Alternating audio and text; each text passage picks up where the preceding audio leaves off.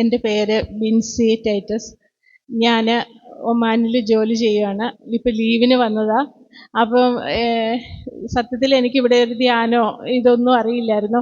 എൻ്റെ ഒരു ഫ്രണ്ട് പറഞ്ഞു രക്തക്കണ്ണീർ ജപമാലയുടെ ഒരു ഗ്രൂപ്പ് തുടങ്ങിയിട്ടുണ്ട് ഒമാനിൽ, ഞാൻ ആഡ് ചെയ്യട്ടെ ബിൻസിയെ എന്ന് ചോദിച്ചു. അപ്പം അത് ഞാൻ പറഞ്ഞു ചെയ്യാൻ പറഞ്ഞു.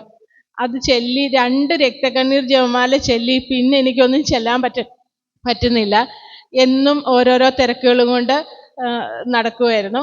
അതിനുശേഷം ജിൽസ് ബ്രദറിനെ വിളിക്കാനും ഞങ്ങൾക്ക് വേണ്ടി പ്രാർത്ഥിക്കാനും പ്രാർത്ഥനയും ചോദിച്ചു.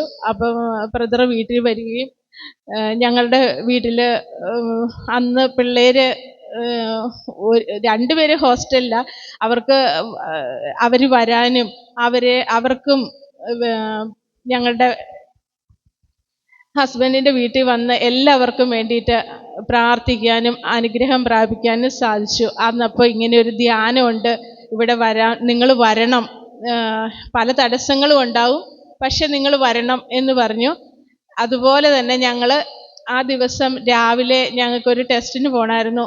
ആ ടെസ്റ്റിന് പോയി, അത് തോറ്റുപോയി. അപ്പോൾ അടുത്ത ദിവസം ഡേറ്റ് എടുക്കണം. അതിനു വേണ്ടി ഞങ്ങൾ 3 മണി വരെ ഞങ്ങൾ തൊടുപുഴ ടൗണിൽ നിന്നു. അതിനുശേഷം വീട്ടിൽ വന്നു. ഇന്നിനി പോകാതിരുന്നാലോ, 2 പേര് ഞങ്ങൾ മടുത്തു. എന്നാൽ ഇനി പോകണ്ട എന്ന് വെച്ചാലോ എന്ന് ഞങ്ങൾ പരസ്പരം പറഞ്ഞു. പക്ഷെ അന്നേരവും ഞങ്ങൾക്ക് ഇത് കൂടണം. ഇതുവരെ ഞങ്ങൾ 2 പേരും കൂടെ ഒരിടത്ത് ധ്യാനത്തിന് പോയിട്ടില്ല. ഇന്ന് ജിൽസ് ബ്രദർ പറഞ്ഞു നല്ല ധ്യാനമാണ്, സ്വർഗീയ അഭിഷേക ധ്യാനമാണ്. അത് പ്രമാണിച്ച് ഞങ്ങൾ ഇവിടെ വന്നു.